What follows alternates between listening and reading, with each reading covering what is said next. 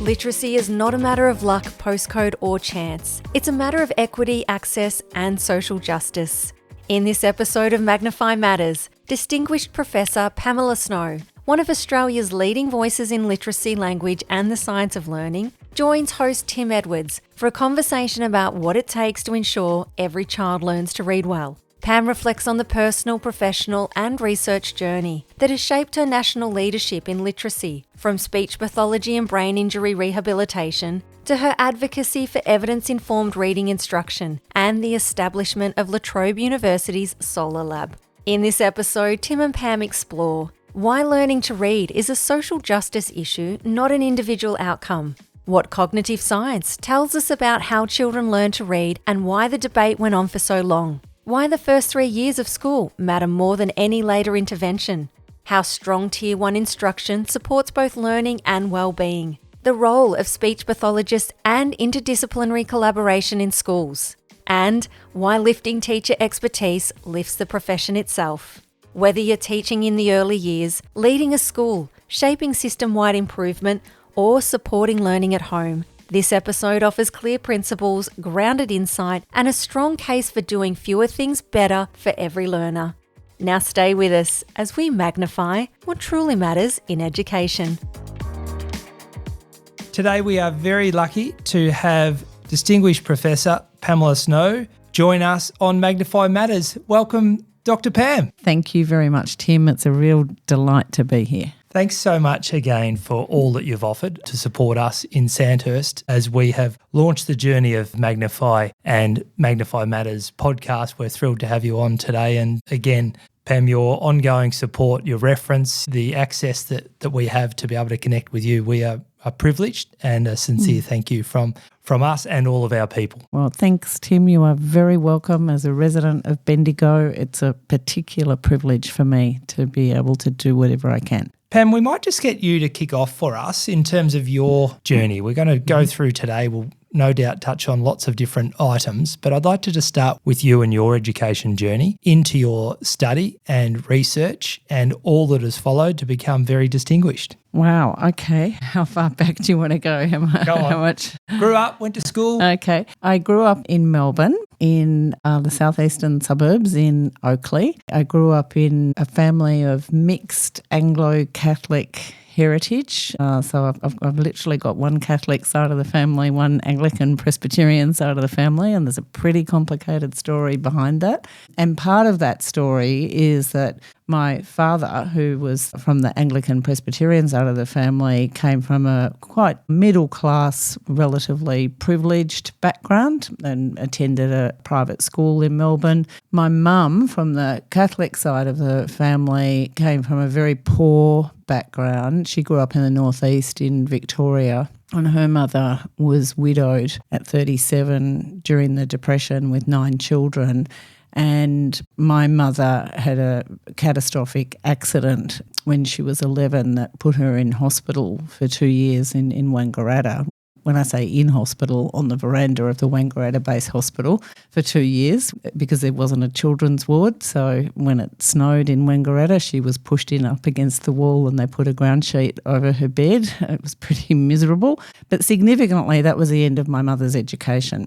And she was a really bright woman and had 4 children whose education she really nurtured and nourished because she was an avid reader, she was an articulate woman, she was a great thinker, she was witty and resourceful, but one of her big regrets in her life was that she didn't get to finish school. And so I guess I had 2 very different narratives from my parents that both fed into me being not hothoused at all. There was never any sense of that, but I was nurtured and supported, and I was fortunate to love learning. Thank you for that beautiful intro and for your personal sharing there. It's often interesting, isn't it, what brings us to where we get to. And I'm hearing already some passionate threads from an early year around the notion of high quality, valuable education. Absolutely. So beyond schooling, you went off and studied So after secondary school, I studied speech pathology at what was the old Lincoln Institute of Health Sciences in Carlton, as it was then. It eventually got swallowed up into the Faculty of Health Sciences at La Trobe. So my connection with La Trobe goes back a long time. And I loved studying speech pathology and I loved being a speech pathologist. I felt pulled in so many different directions. I could easily have gone and worked as a child language practitioner. I could have worked in deaf education. As it happened, I ended up working in acquired brain injury. I was part of the team at what was Bethesda Hospital in Melbourne, in Richmond, run by the Salvos, part of the team that established Australia's first specialised brain injury rehab program in collaboration with what was then the Motor Accidents Board, that was the antecedent to the Transport Accidents Commission. So they were really exciting, action-packed days, being at the forefront of something really innovative and creative and responsive to very complex needs around the needs of people who were so severely injured that they couldn't access rehabilitation in mainstream rehab facilities. That's where Bethesda, that journey started. But that gave me fantastic exposure to a lot of the knowledge that I call on to this day about human information processing, learning, memory. When you're working in rehabilitation with people who've had brain injuries, it's all about learning and problems with learning and the number of repeated practices and opportunities for mastery that those, invariably young people need in order to have some chance of getting their lives on track. And I didn't ever imagine at that time, I guess, that I was going to be using that same very valuable knowledge in a very different way later on in my career. So I completed my PhD when I was working at what is now the brain injury rehab program at Epworth. And then after my PhD, and that was obviously in the area of outcome after brain injury, I wanted to diversify.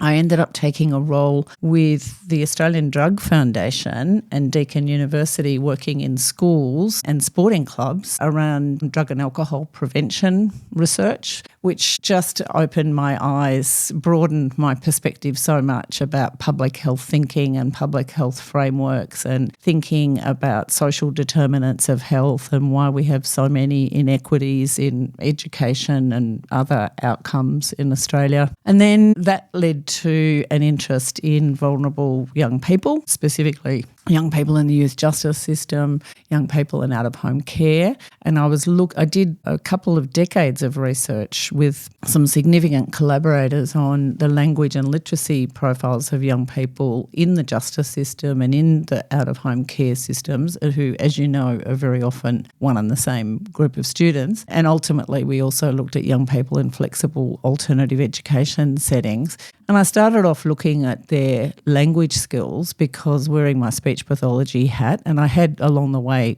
qualified as a psychologist as well, but wearing my speech pathology hat, I was very interested in the fact that this was a group of students with hidden language disorders because their behaviour problems were what entered the room 10 minutes before anything else did, and it's what the adults noticed about them, that they had these complicated externalising behaviour problems, which meant that sometimes we didn't look any further at what was going on and we knew that they weren't doing well academically. So that was a significant and really satisfying body of work to be involved in, to highlight that this is a group that we're overlooking, and we're overlooking their language and communication needs.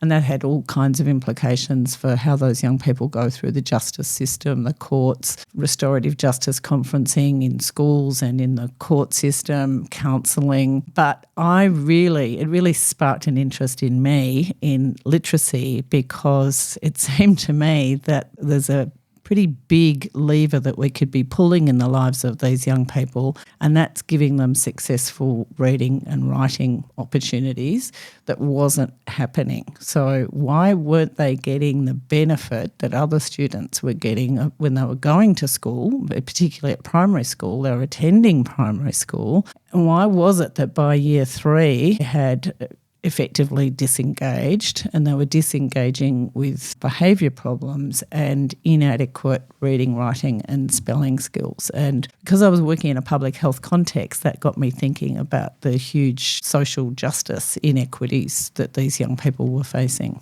Pam, you have almost developed the perfect script for today's podcast. You have touched on so many different threads that we will explore the interconnected nature of those. But to reflect back, I just heard about someone that through circumstance was intrigued around the impact that education can have from a very, very early year of age into that work at Bethesda with that brain injury and therefore brain knowledge that you formed, the drug and alcohol work, the working with some of the very most vulnerable in our community, and to starting to draw some threads around your experience as a speech person, a psychologist, and this whole thing around language skills and academic performance. So that's a beautiful thread across many aspects of education that still, unfortunately, there are access and equity concerns. There is the right, not a privilege, to be taught to learn fundamental literacy skills properly. And we might just go down that reading wars path because obviously, and I don't want to interrupt, and we can perhaps bring out other parts of your journey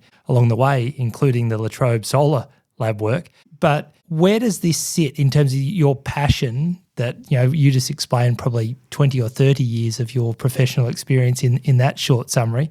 But where does that passion come from for access and equity around exactly that provision to high quality learning instruction? It's a good question, Tim. I think sometimes there are advantages to being outsiders. So I don't have a background as a classroom teacher, and I'm very upfront about that. But sometimes when people are standing outside the window peering in, they see something different from what people who are inside the room can see. When you're in the water swimming in it, it looks and feels differently to those who are observing. So when I became immersed in the research on what we might call vulnerable young people, and I started thinking about these levers that we need to be pulling to change their life trajectories, but they're levers that should be pulled anyway for everybody. It shouldn't be a matter of luck and postcode and just happenstance as to who your teacher is, even within a particular school, whether you learn to read, write and spell.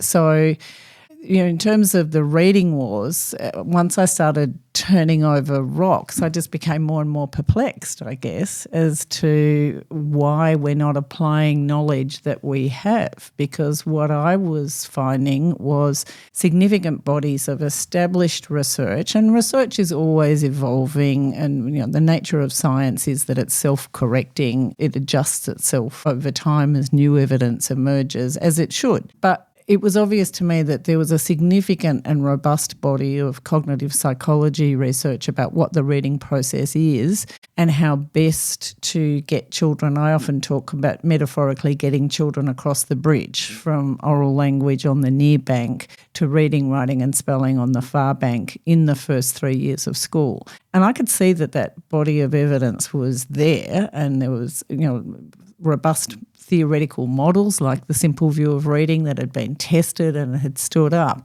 And yet when we look into faculties of education, they were singing from a very different song sheet, taking a much more sociological approach to reading, treating reading as a social activity, not a cognitive activity, something that we now talk about as being biologically secondary, so something that the brain doesn't just naturally pick up. But the discourse in education faculties has been, and probably in some cases still is, that reading is a natural thing for children to do. We just have to immerse them in beautiful literature experiences and they'll acquire reading in the same way that most of them, not all, but most of them have acquired oral language. I think we need to be careful not to oversimplify that message about oral language, by the way, because oral language is biologically primary, but it's not set and forget. So parents and teachers do actually invest quite a lot of time into scaffolding, support, expansions and elaborations and modelling of language,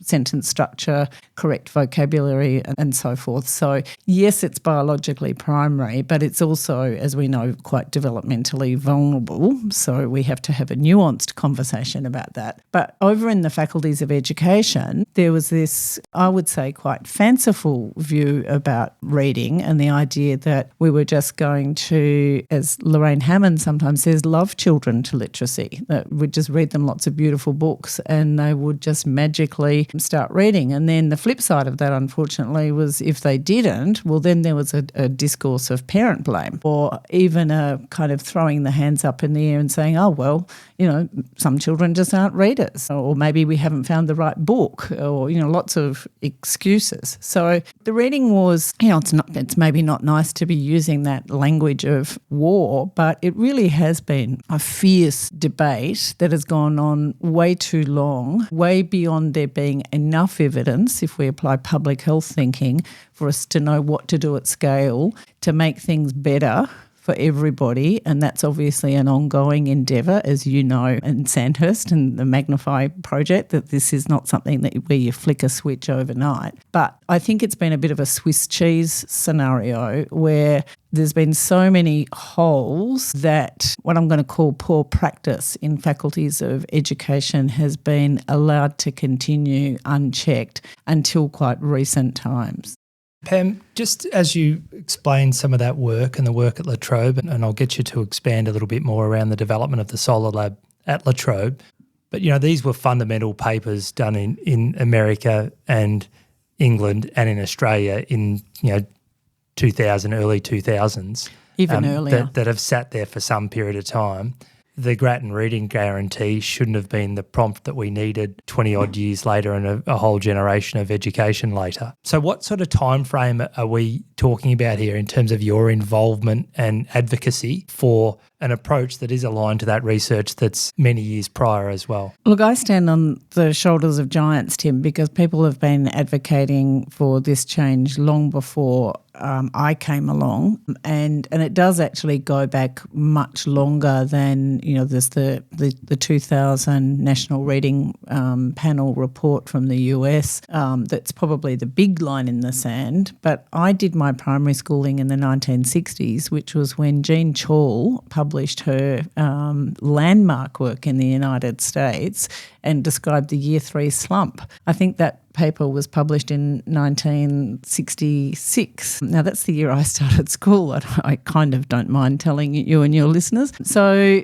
this has been a very, very long-standing embedded thing in education. And as I said, other people have been lobbying and advocating. There's been a structural problem in Australia that we still have, but we're probably showing a bit more will to overcome it. And that's the fact that we are a federation. We've got states and territories. We've got some federal input to education, but most of the decisions are made, if we're talking at government level, at the state and territory level. And then, of course, we have a significant Catholic education sector, and then we've got an independent sector. So we've got a recipe for a perfect storm when it comes to high variability. And one of my mantras is that you can't have high variability and high quality. You've got to choose one, and I think most parents and most sentient moral citizens would want high quality. So therefore, we've got to sacrifice the high variability. And that doesn't matter what our field of endeavour is, whether we're manufacturing cars or making chocolate or, in our case, teaching children how to read, write and spell. You can't have high variability and high quality. So, Pam, the Solar Lab was developed at La Trobe in 2020. 2020, you're spot on. Interesting time around the arrival of COVID and the impact it had, or was it an advantageous time in terms of online access and delivery through a different means? Was both, and I'd like to give a shout out here, Tim, to a couple of key colleagues, if I may. One is Professor Joanna Barbusis, who is the Dean of the School of Education at La Trobe and now also a Pro-Vice-Chancellor at La Trobe. Joanna was appointed Dean of the School of Education in late 2019 and quite promptly went about doing some very significant restructuring and created 2 new positions as a result of that restructure. My colleague and good friend, Professor Tanya Seri, was working in the speech pathology program at the Melbourne campus of La Trobe. I was here in Bendigo as head of the La Trobe Rural Health School. Tanya and I were doing more and more literacy-related work together, collaborating more and more, but from very different parts of the university and almost above and beyond our everyday kind of workloads. And long story short, we got wind of the fact that Joanna had created these 2 positions, one of which was Professor of Cognitive Psychology. You would think that a school of education might have had a Professor of Cognitive Psychology. Most still don't, and La Trobe's didn't. The other was, back then it was Associate Professor Literacy and Reading. Now, again, having the word reading in a title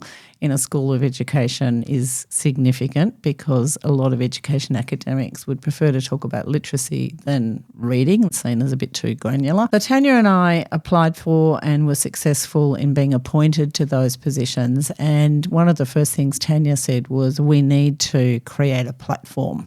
So it was very much Tanya's idea and inspired idea that we had to create a virtual platform that gave us an external presence for whatever it was that we were going to do. And, there was a lot of blue sky dreaming at that point. And I had just published a paper that had used the acronym SOLAR, Science of Language and Reading. So I said to Tanya, well, how about we apply this acronym and make it ours? Tanya was happy with that. Joanna was happy with that. And then we were a month in to our new roles, and we all know what happened. COVID hit. And so we thought, well, we wanted to create some short courses anyway. And we had to talk to the university business development team who do the number crunching and look at the viability of these things. And we put a proposal to them. They said, well, you're going to need to get about 30 people for this thing to break even. Tanya and I looked at each other optimistically and thought, yeah, we think we can get 30 people. And for the first one, we had over 800, and it, just went from strength to strength. The feedback was very positive, very strong. We've had 3 core short courses that we've now run more than 20 times over the last 5 years, and we've published a peer-reviewed paper, reporting on feedback from nearly 1,000 of those participants. More than 12,000 teachers have done our short courses. And then we created a language and literacy stream in the La Trobe Master of Education, and we've also created a graduate certificate in language and literacy. So what this tells us is that, and I guess we knew it, but we didn't, it's been really resoundingly endorsed for us that teachers are so thirsty for useful knowledge about the reading process, about the nature of the English writing system, and how to effectively take children from novice to expert, in inverted commas,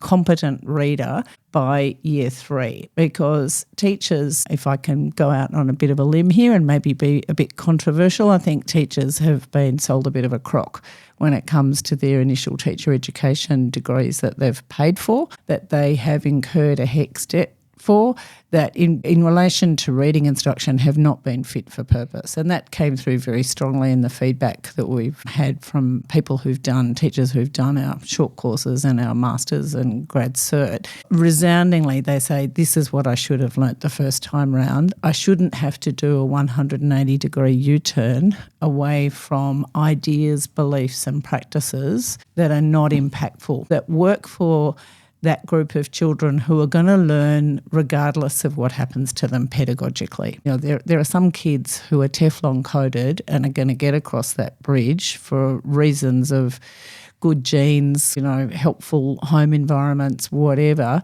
But in what world do we want to be creating classrooms that only succeed for the ones who are already fortunate? That's just feeding into the Matthew effect, the idea that the rich get richer and the poor get poorer. I want to live in a world where we lift the tail of the curve. As they say over in the US at the Reading League, a rising tide lifts all boats. And that's really what Tanya and I have wanted to be part of through our work. And Pam, you've touched on, again, so much in that part, but a big thank you to Joanna and Tanya, who have also been involved with us in Magnify Sandhurst and conversation as we've stepped forward. It wouldn't be a podcast with Pam Snow without some sort of controversy or points raised there, so thanks for raising it. We might get to a couple of others yet.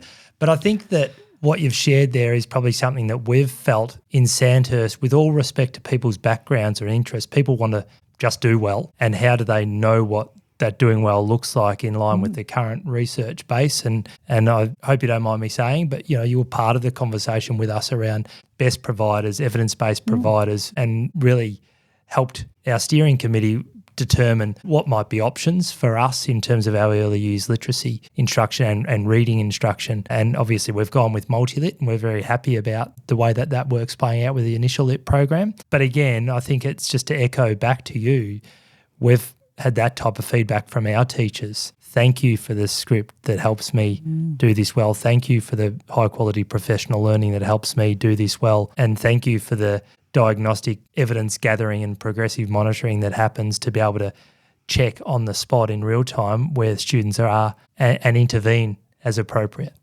Which makes teachers feel like they truly are professionals and with a specialised body of knowledge and skills that other people don't have, because that's part of the criteria, I suppose, for what defines a profession. And we've had many teachers across Sandhurst, I'm sure, would be part of those 12,000 that have been part of the Solar Lab. So congratulations on the extent of that work. Your research piece your paper that you've released from that, what other themes come through other than, engagement from professionals in learning to have specialisation?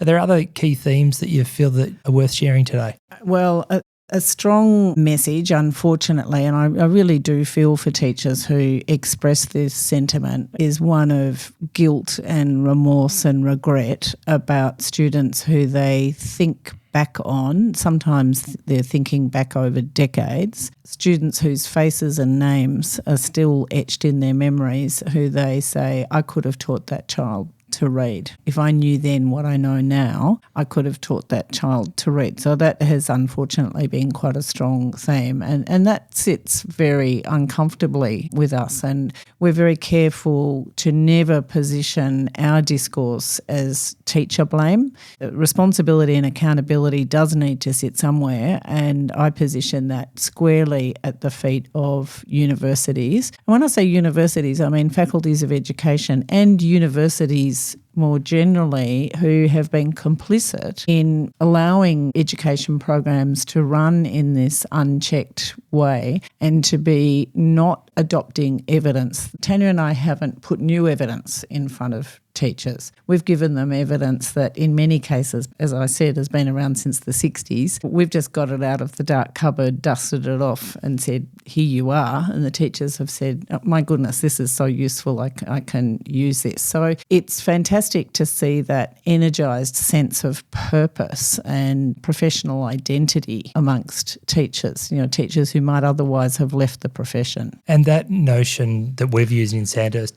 to know better and therefore do better.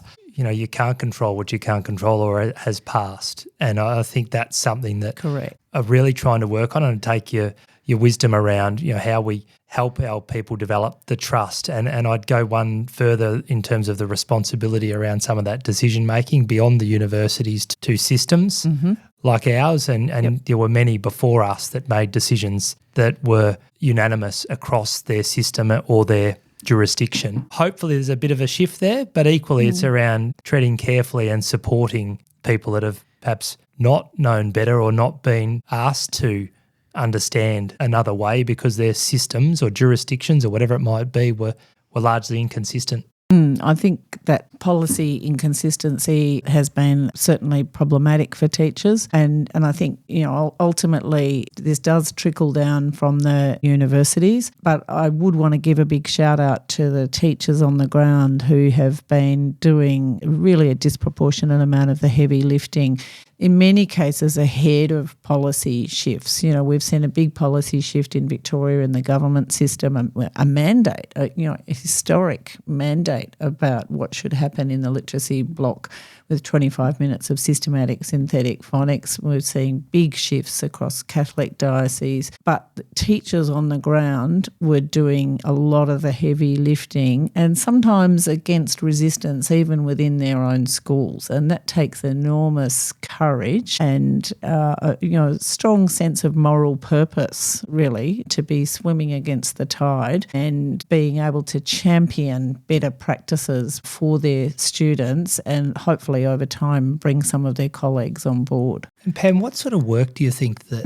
the podcast Sold a Story or other research ed movements or gatherings of like-minded people, what type of impact do you think that that's given and enabled teachers to have confidence to step forward in this space? It's hard, isn't it, to parse out what has done what. I think Emily Hanford's Sold a Story podcast has undoubtedly been a huge catalyst. Our Deputy Premier and Education Minister, that Ben Carroll openly says he listened to it and was persuaded by the evidence that Emily presents in that podcast. And she's a fantastic storyteller, but she's done a deep dive into historical evidence and artefacts to identify how things went so wrong in reading instruction. And then around the same time, we've had the appearance of the first Research Ed conference that was auspiced by Tom Bennett in the UK, and now that's become a worldwide phenomenon. And then in Australia, Sharing Best Practice. So both of those platforms bring teachers and researchers and allied health professionals together on a Saturday, which is a very clever manoeuvre because teachers don't have to get approvals, get CRT. I guess in some ways we preach to the choir and the choir preaches to us because it's maybe a pre-selected group. But again, I think there's enough of a momentum and a groundswell now that teachers are hearing about these sharing best practice conferences and research ed conferences, and then they want a piece of the action and are prepared to give up their Saturdays. And this is not one-way dialogue. This is not researchers talking at teachers. This is researchers like Tanya and me sitting in the audience listening to teachers describing what they're doing in classrooms. And that's fantastically helpful for us and informative for us. The zeitgeist has shifted a lot in the last, 5 to 10 years, but probably particularly in the last 5 years. And there's a bottom-up and top-down movement, isn't there now? There is if now. Systems and governments Yes. are making decisions, Yep. and there's some people that hopefully are feeling well validated in their work over that last Correct. period of, say, 5 years. So where are we at nationally then in terms of the Australian landscape, and how long will it take to get to where we need to be? Gosh, I wish I had a Come crystal on. ball. Well, I think we're certainly in a better position than we were pre-COVID. And, as we know, COVID had some unexpected benefits in some ways, like the amount of online learning that people were able to do in that time. The uplift in social media is always a double-edged sword, but I think more and more teachers have access to and use a variety of social media platforms, whether it's the old Twitter, now X, whether it's closed Facebook groups, Science of Reading Facebook groups. I'm seeing more and more teachers on LinkedIn, which is fantastic. So where are we now? I think we've stopped spinning the wheels in Australia, and we're seeing much more top-down pressure, if you like, accountability. The TEEP report, the Teacher Excellence Education Panel report in 2023, so that was a panel chaired by Mark Scott, Vice-Chancellor of Sydney University, former chair of the ABC. There have been so many reviews of teacher initial education in Australia, almost countless reviews. This one, I think, has really got real substance to it, meaningful recommendations, and recommendations that the Federal Education Minister, Jason Clare, has committed to. Now, I think the timeline for that commitment is ambitious because universities are expected to show compliance with those recommendations, not only around reading instruction and the science of reading, but the science of learning more generally by the start of the 2026 academic year, which we know is,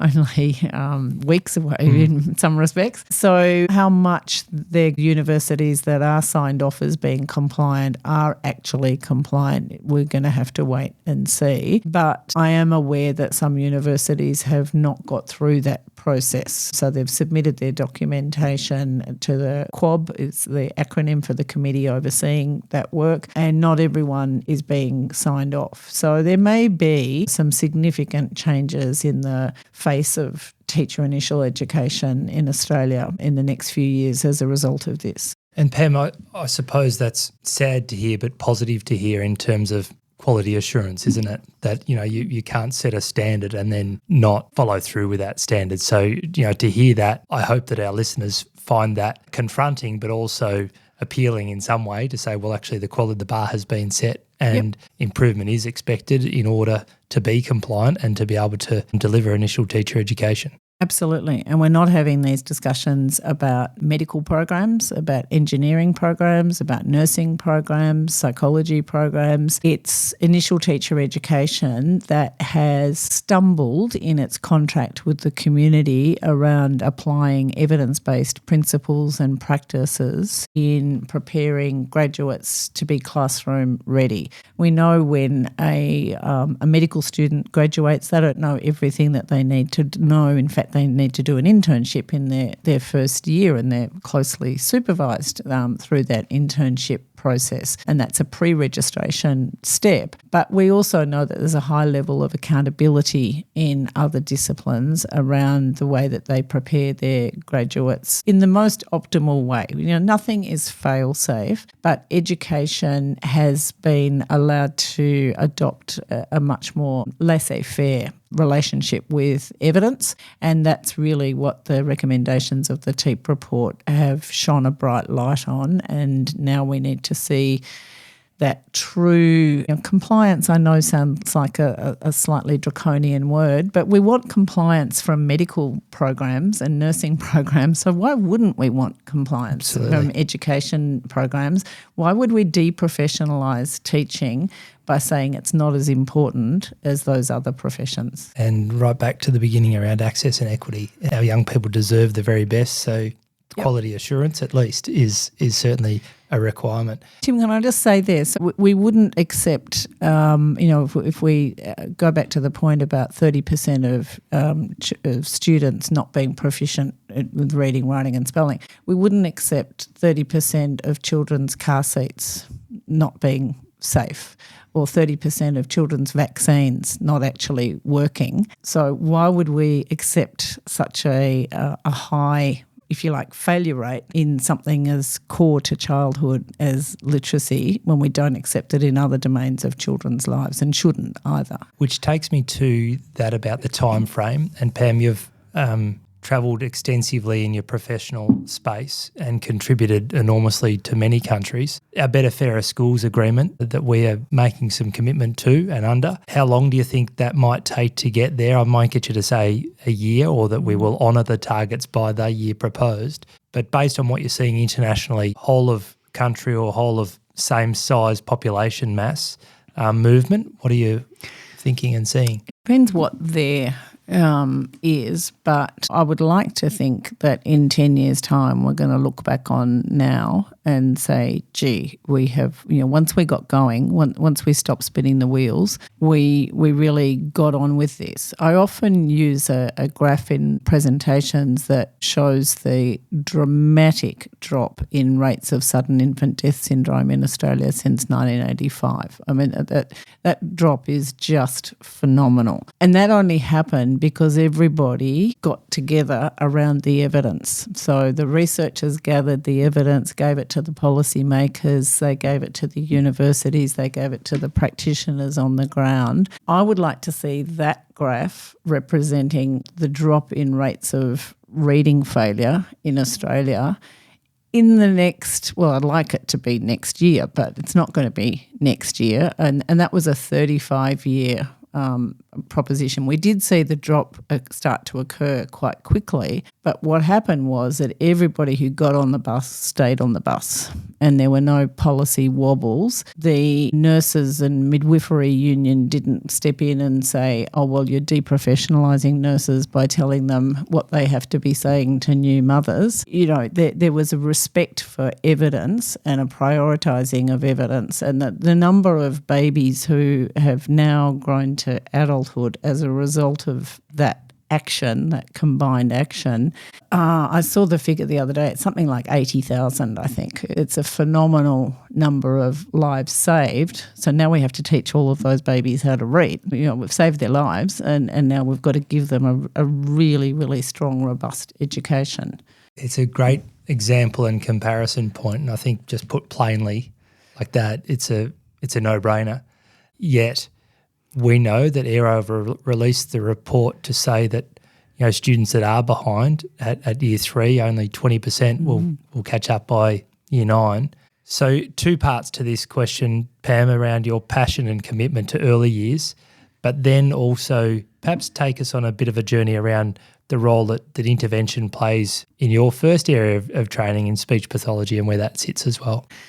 I think that finding reported by ERO, and of course that ERO was drawing on existing literature when they compiled that report that gave us that very sobering statistic that if you're behind by year 3, you've got a 1 in 5 chance of catching up by year 9. And of course, what that's going to require is very intense intervention. It's not an injection, a vaccination. It's not seeing someone a couple of times a week or a couple of times a term.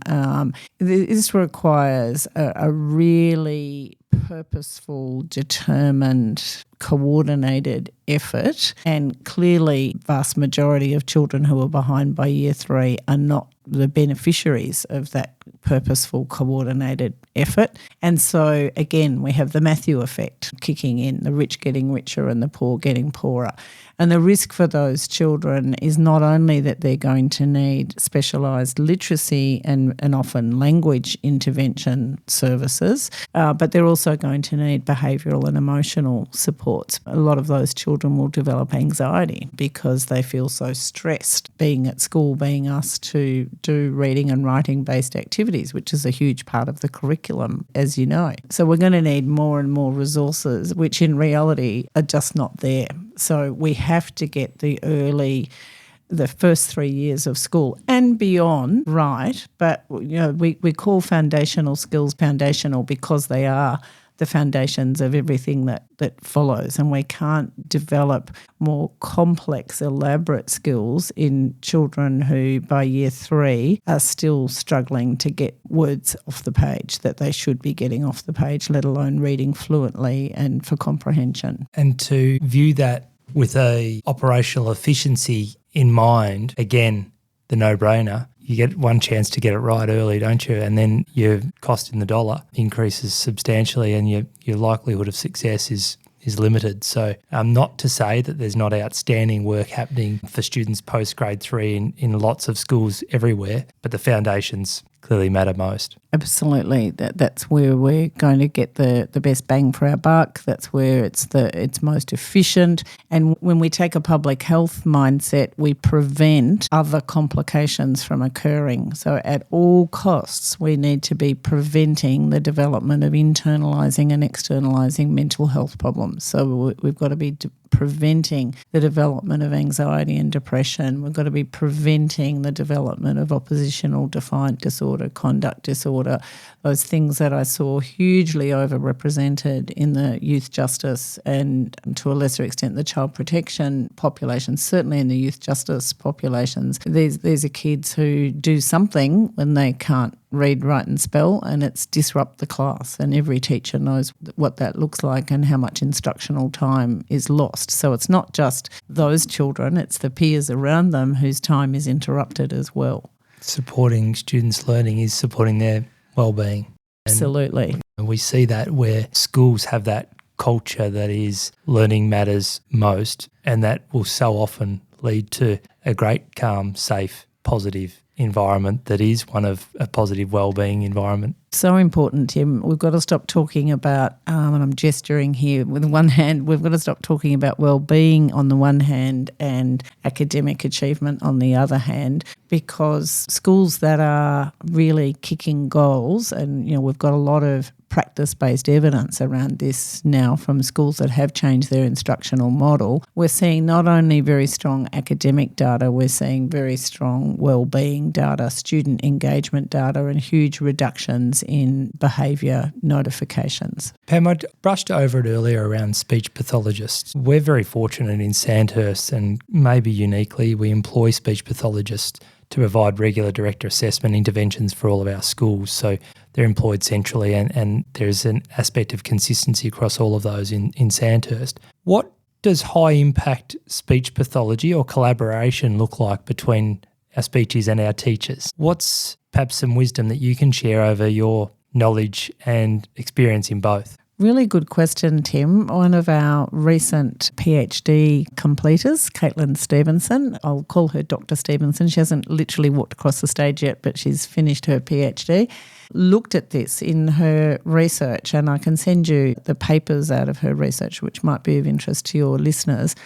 I think what we need to acknowledge here is that speech pathology also needs to share the heavy lifting in developing models of best practice and ensuring that our graduates are ready to work in educational contexts, have also well-developed knowledge and understanding about the nature of the English writing system. So, for example, one of Caitlin's studies looked at the knowledge of speech pathologists with respect to the sort of linguistic constructs like morphemes, phonemes, graphemes, finding schwa vowels and so forth in words, the kind of thing that's been done testing teachers' knowledge over and over again. And there are many studies, including in Australia, showing low teacher knowledge of those constructs. Caitlin found that the speech pathologists had higher knowledge, as they should because they've studied more linguistics, but it wasn't as good as we think it should have been. So there's lots of opportunities here for the two disciplines to work together in a truly interdisciplinary way. Again, in the way that we see in health. You know, if you go into a hospital, you're not going to just be looked after by doctors. It's going to be an interdisciplinary team who is around you and applying different kinds of expertise to your care. And I'd like to see that more interdisciplinary approach occurring in schools where we tap into expertise. And I think we see different models of the use of speech pathologists at the moment, and we probably need to do more research on how effective they are. Sometimes speech pathologists are operating in what might be considered a fairly old-fashioned pull-out one-on-one model that's probably going to have limited impact.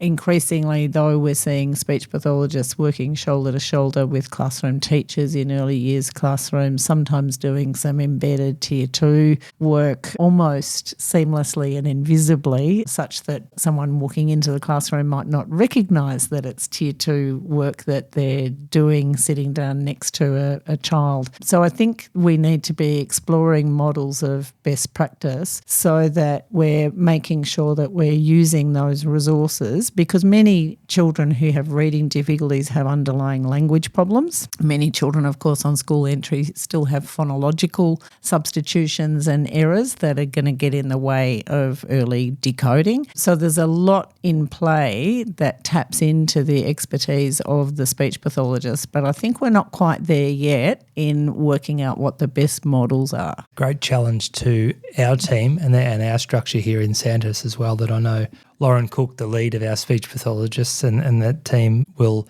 grab with both hands in terms of that challenge that you've put out there, Pam. You touched on then that Tier 1 and Tier 2 instruction and intervention and withdrawal of students. Give our listeners a push here in terms of quality Tier 1 instruction and the time on that task and perhaps some errors that you've seen in your journey around withdrawal of students. Well, Tier 1, I won't say it's everything, but we need to put a lot of eggs in the Tier 1 basket. Again, going back to public health principles, which is where this idea of tiers of instruction comes from, because it's about universal, targeted and specific intervention. And we can apply that model to road safety, to a whole raft of different public health problems. And it comes fairly and squarely. RTI, the response to intervention model, is a public health prevention model. Now, sometimes when teachers first encounter response to intervention, the title is a bit jarring to them. Why are we talking about intervention when we're talking about all kids? And so I always say, take out the word intervention if it works better for you and substitute instruction. So think about it as response to instruction, because mainstream classroom instruction is, if you like, an intervention in children's lives. We're intervening to improve their learning, to give them something that in most cases they weren't going to get in any other way. So Tier 1 needs to be where we use all of our best china every day. Every instructional minute matters, and these instructional minutes belong to children. They don't belong to adults. They're not ours to waste. I think that's a big ethical imperative and a big moral challenge to us about how we use children's time that belongs to them. So we need to be making sure that we're being highly purposeful and structured and explicit and also responsive. And as we see teachers become more skilled in explicit teaching, we see that teaching becoming more responsive in the moment to what's happening in the classroom. Initially, of course, there needs to be, and it's quite appropriate, that there's more reliance on scripts. That's completely fine.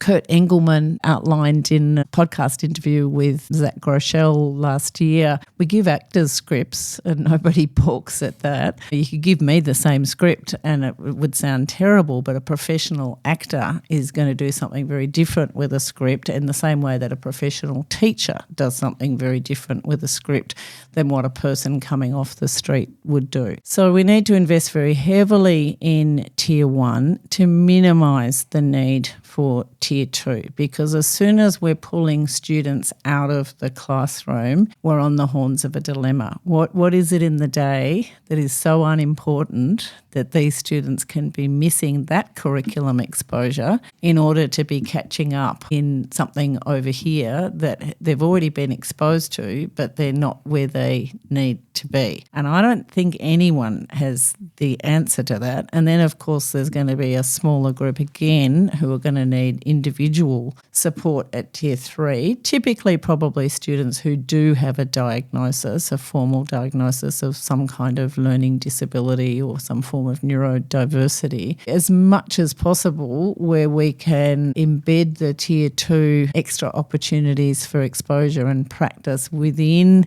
Tier 1. I think that's where we're going to see better results and not be dealing with the timetabling and scheduling nightmares that are created when we have that pull-out approach, which is also not always good for kids psychologically. So many different aspects to that. The first is around that script and that actor analogy. It's so strongly aligned with we have different instructional models that happen in different systems, but the majority in line with that aero gradual release. Our teachers need to start at a point, don't they? And we know the benefit of the experienced, skilled expert that gets to that point, and that's when the script is still there, is a great support, but they can use that. But you can't start with what you don't know. So I think that notion is one thing. The other themes that came through as you were talking then around that ethical and moral imperative around using students' time. There's nothing more heartbreaking than students with low fundamental literacy skills in secondary schools and through upper primary that are in tears because they have to go to their literacy intervention because they miss their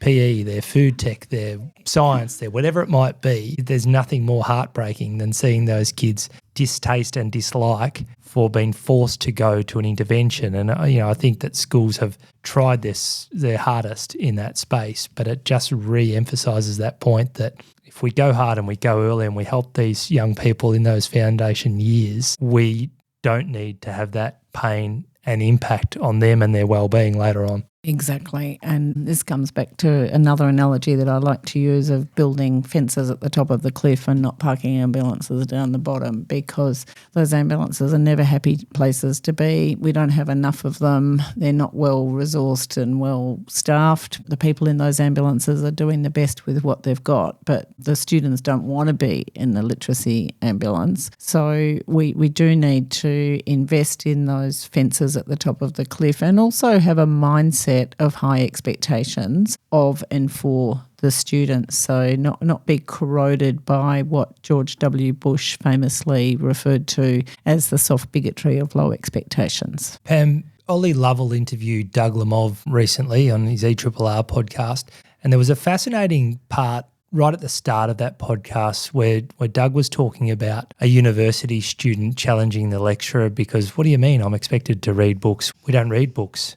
And the whole notion, there was a brief discussion around that time of people taking to be able to read books. So wave the wand, we get everyone right by grade 3 and they are able to read. What are some ideas or thoughts or suggestions that you can make in terms of helping that culture of reading as a really positive thing. We are partnered with OCA in Magnify Sandhurst, and we're really proud in our knowledge-rich curriculum to have a really strong reading spine that's part of that work and the study, so we can hand on heart say that students in Sandhurst are reading books and are reading particular books for specific reasons. But are there ideas or suggestions or perhaps things that you've seen across the world that are helping people understand the benefits of reading? Really good question, Tim. I really like the idea of the reading spine. I think we've been caught fiddling while Rome burns on the impact of screens on children's lives and on our lives. Guilty of tending to read things on my phone, although I prefer to read paper. I most often read things on a screen, either on a computer screen or on my phone. And I think the technology has got way ahead of our knowledge and understanding of the impact. We're starting to see the impact, and we see at the university too. This is something that's coming out in another PhD student's work, Amina McLean's work, looking at university students' literacy skills. But she's particularly at writing, but she's surveyed and interviewed university academics across a range of disciplines, and they're all tearing their hair out saying they can't get students to do the readings. Now, university students have probably never done all of the readings, myself included, that were set, but it is getting harder and harder. I am concerned that schools are increasingly using excerpts of novels, not getting students to read whole novels. I don't think the human brain has changed all that much since I started secondary school, and my peers and I had to read David Copperfield in Year 7. Now, Year 7 students reading Dickens anymore? I doubt it, and I do worry that we're dumbing things down. So we need to be building reading stamina. We need to be working with parents on reducing screen time, screen exposure, and we won't have students reading if they can't read. So we know that, to paraphrase a big longitudinal study that was published a couple of years ago, skill comes before thrill. So we've got to get that competency in place before students are going to read for pleasure, but we won't be building stamina while screens are competing in the way that they are. And we adults need to think about our role modelling to the young people in our lives. What are they seeing when they look at us in the kitchen, in the living room, when we're sitting waiting in the car? They're not seeing adults reading books and magazines. They're seeing adults scrolling on their devices. Pam, the next big thing is a danger, but also a reality to that in terms of the educational landscape. What do you think we should be across or aware of or paying additional attention to? If you feel like we've maybe, I don't want to say cracked the code, but made the right positive steps with regard to reading, where else should we be focusing? Well, I think, and I did blog about this recently, my concern is that we're going forward, we're going to be having equally vociferous debates about teaching knowledge and what knowledge. And I do think it is the core business of schools to be teaching knowledge to students and for schools to be equipping teachers with the most efficient ways of providing knowledge, whether that's using resources from OCA or other high-quality platforms. I am concerned about the ongoing commitment to discovery-based, project-based, inquiry-based learning that exists in many Australian schools. So there's not an accountability in place really for what students are learning and who's learning what. I think it's very hit and miss. And the nature of the debate about knowledge-rich curricula in universities really concerns me. When you see education academics talking about the learnification of schools, I think that's a terrible noun for someone to have invented to describe the teaching of knowledge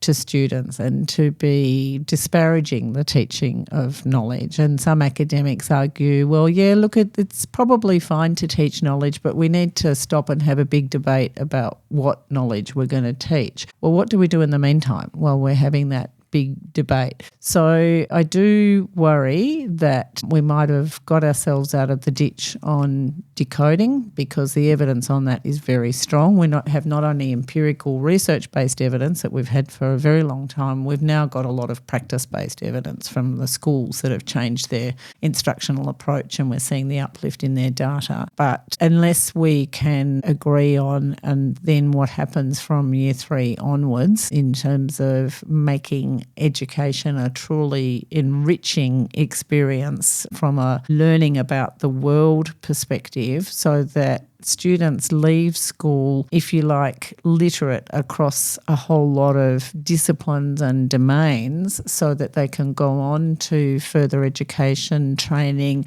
and just become literate citizens who are critical consumers of news and can fact check things that are fed to them by the media, by government. I think as a country we have pretty low levels of what might be considered basic general knowledge. And I'd include myself in that. There are several areas of what I would think would be basic general knowledge that I just don't have. And I'll blame my schooling. I could have picked it up along the way. Some of it I have. But I think that's what we owe students for the time that they invest in coming to school.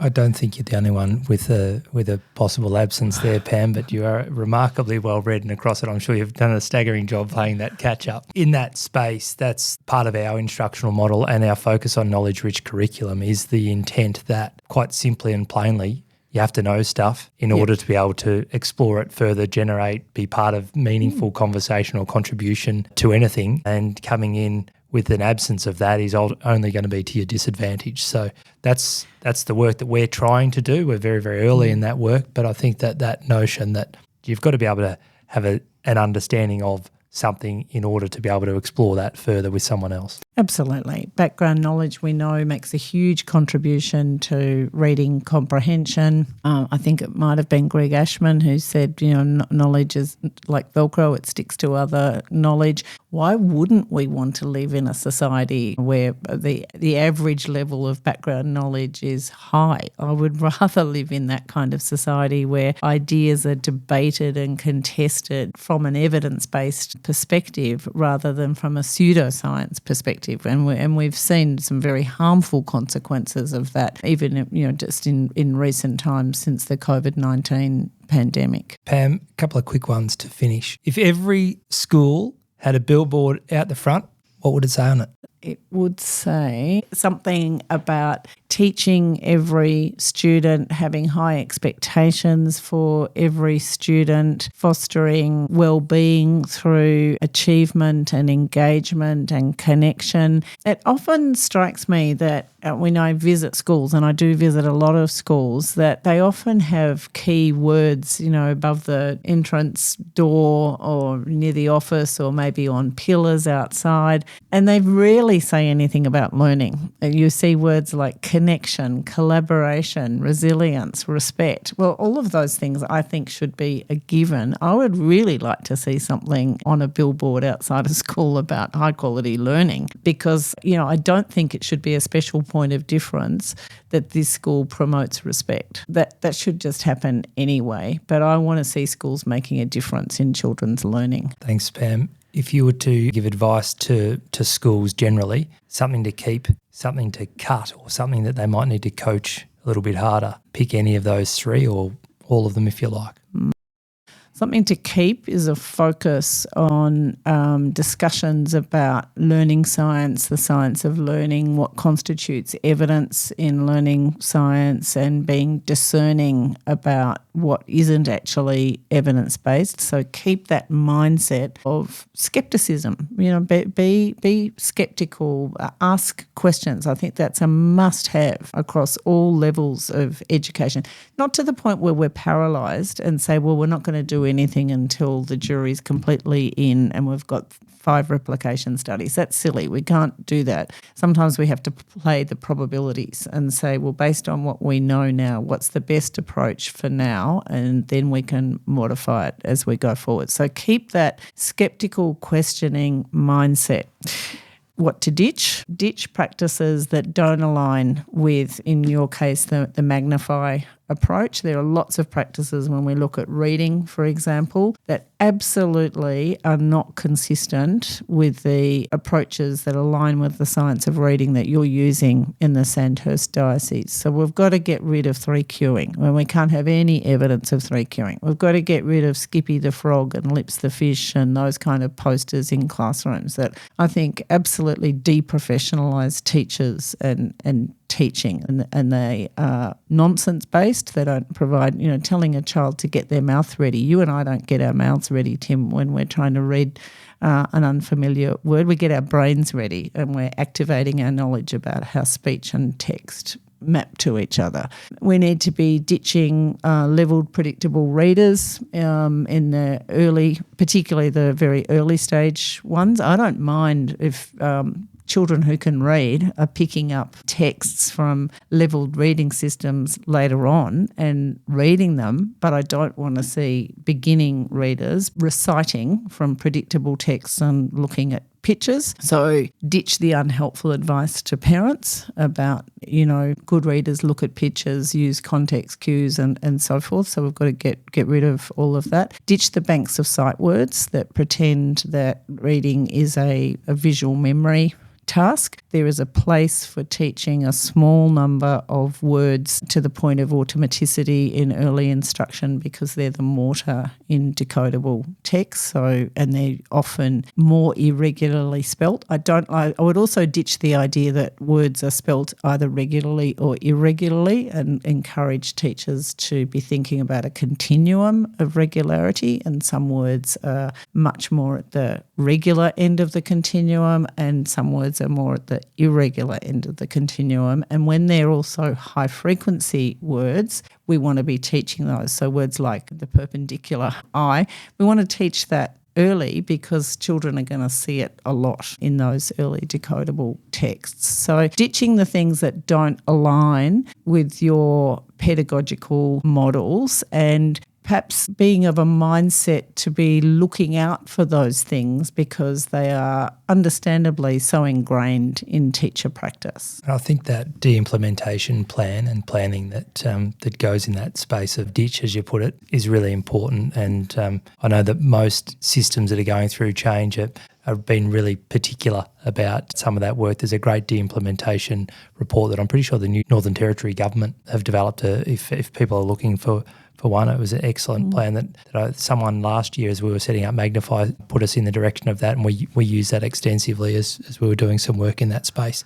Pam, I've got 2 to go. Hopefully this is an easy one for you. You've mentioned you've been in schools frequently. A most recent highlight that was just extreme joy for you, what did you see that you loved? I love going into classrooms and seeing children sitting engaged in rows. I think that the seating arrangement should echo what the learning intention is. So if we're wanting children to collaborate on something, then they should be sitting in a way that they can talk and collaborate. But when we're talking about literacy and numeracy blocks, we're talking about knowledge and skills that involve a lot of cognitive load that are really going to tax children's executive function.